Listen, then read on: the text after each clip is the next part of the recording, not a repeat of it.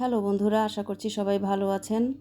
আজ আমি আলু বেগুন দিয়ে কাতল মাছ রান্না করব।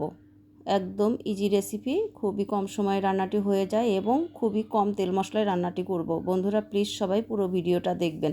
প্রথমে আমি কড়াইয়ে দিয়ে দিলাম তেল, এরপর দিয়ে দিলাম জিরে ফোড়ন, এরপর দিলাম আলু বেগুন। এবার সামান্য একটু লবণ হলুদ দিয়ে আমরা চুলা ছোট করে দিয়ে আস্তে আস্তে কিছুক্ষণ সময় ভেজে নিব।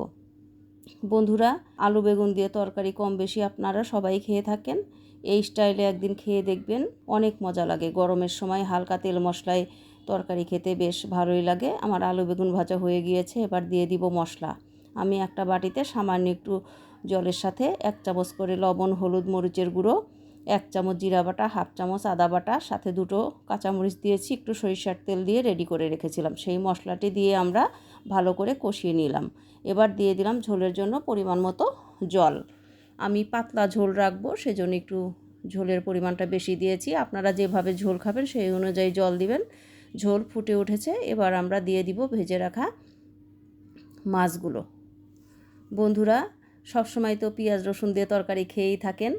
এই স্টাইলে আমি রিকোয়েস্ট করব, একদিন অবশ্যই খাবেন। আশা করছি পরিবারের সবাই পছন্দ করবে। বন্ধুরা, হালকা তেল মশলা আমাদের শরীরের জন্যও খুবই ভালো। এইভাবে একদিন রান্না করে খাবেন। আমার আলু বেগুন দিয়ে মাছের ঝোল রান্না করা কমপ্লিট। আজকের মতো এ পর্যন্তই। সবাই ভালো থাকবেন, সুস্থ থাকবেন। বন্ধুরা প্লিজ সেই সাথে মালাস অ্যাক্টিভিটিস চ্যানেলটি সাবস্ক্রাইব করে দিয়ে আমার পাশে থাকবেন।